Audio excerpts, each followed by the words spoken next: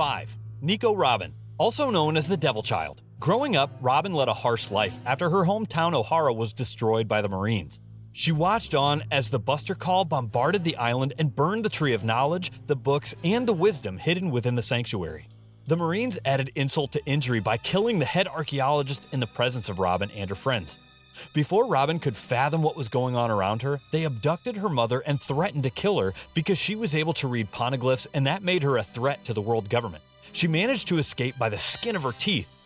Afterwards, she was given a $79 million bounty and was cast out by society. After years of being scorned and abused, Robin suddenly snapped and unlocked the latent demonic potential within her. Robin's power usually consists of reproducing her body parts on external surface or manipulating the shape and length. She gained this ability after eating the Hana Hana no Mi devil fruit. The first application involves cracking the main joints of the body or breaking someone's neck, a skill she used to become known as a notorious assassin. Her latest ability allows her to recreate a gigantic duplicate of herself capable of restraining or pummeling a Tobiropo. However, any attacks which the duplicate encounters causes damage to her primary body as well. This forces her to endure heavy damage since her enormous figure is an easy target. After a heated battle with Black Maria, just as Robin lost hope and gave up, something in her awakened. She finally blossomed into the horrific monstrosity lurking within her. It was then that she cemented herself as a valuable crew member of the future Pirate King. She sprouted her wings and claimed dominion as the Princess of Darkness. 4. Jinbei, Knight of the Sea. Jinbei was a previous member of the Seven Warlords until he defected and opposed their execution of Ace. He was friends with Ace for a long time. On one occasion, they had an all-out battle for a span of 5 whole days. Even though Jinbei doesn't possess a devil fruit or utilize a weapon, he uses an ancient martial art called Fishman Karate. He initiates the move and punches the air with all his might. This generates a tremendous force capable of obliterating anyone that gets in his way. The punch sends shockwaves reverberating throughout the vicinity. After refusing the world government's order, they locked him and impelled down alongside his friend Ace. It was from there that Luffy broke Jinbei free to assist him in his rescue operation. This strategy paid off huge given the influence Jinbei had during the Marineford War. He gave the foot soldiers a hard time and kept knocking them down. He then knocked the souls out of Gecko Maria. But the greatest moment was when he single-handedly blocked Akainu's attack and saved Luffy from his scolding punch. His skin's durability and endurance allowed him to resist the immolation and power without having his body burnt.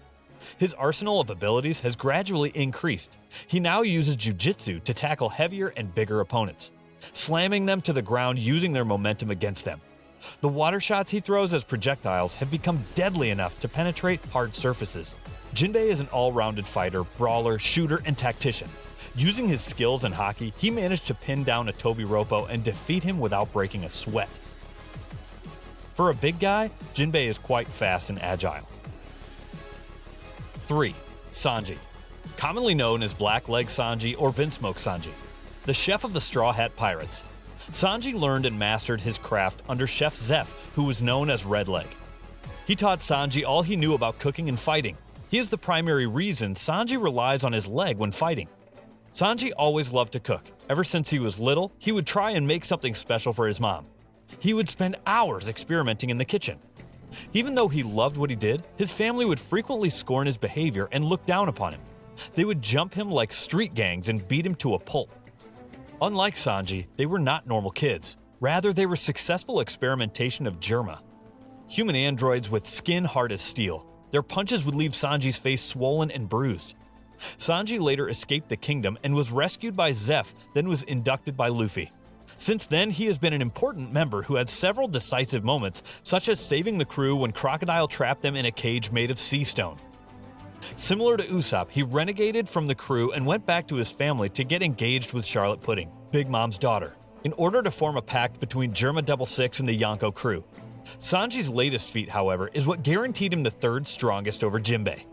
He not only fought Queen but also held off King as well, who are Kaido's right-hand men. Using his speed and deadly kicks, he kept on evading and blocking their strikes, even after receiving a direct hit from King, who is stronger than the warlords and as strong as the first commanders.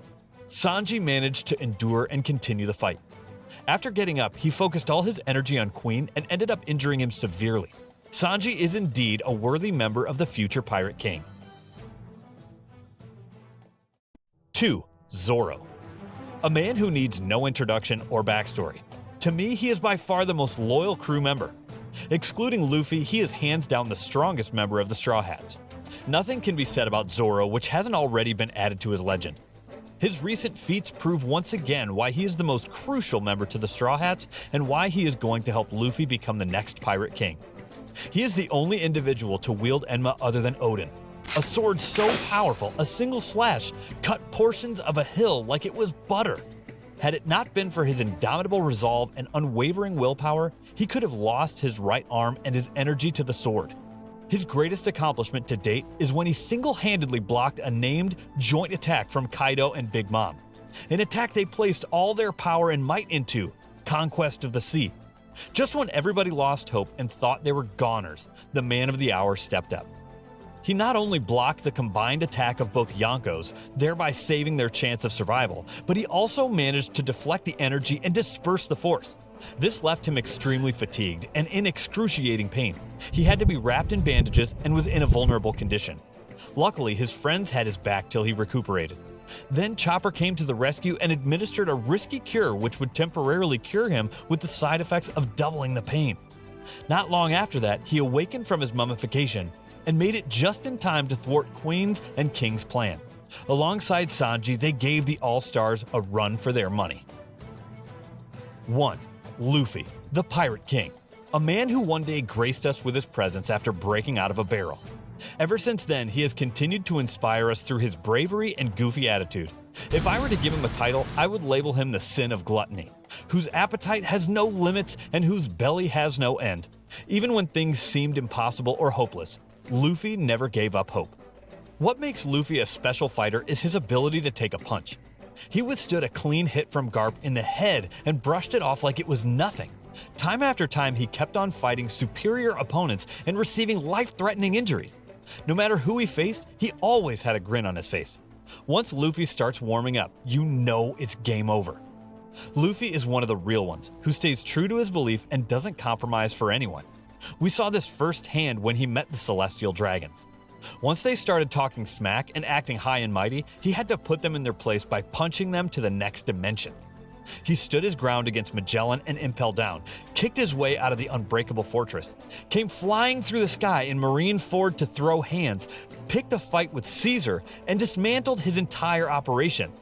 Ended up chasing Don Flamingo in his own town and making a fool out of him. He then got into a fight with Katakuri, who kept beating the life out of Luffy. Bloody and exhausted, he still persisted to fight. After what seemed like an eon, he gained his observational haki and was able to dodge Katakuri's attacks. A scene straight out of the Matrix, proving once and for all why he is the Neo of the story. He finally managed to defeat Katakuri fairly and honorably. His next opponent was none other than the strongest creature in the world, Kaido, who gave Luffy a beating of a lifetime. Using physical attacks as well as deadly projectile, Kaido was an unmovable object. They both gave their blood and sweat to the fight. Legend has it, these two heavyweights are still fighting, and both of them are refusing to back down.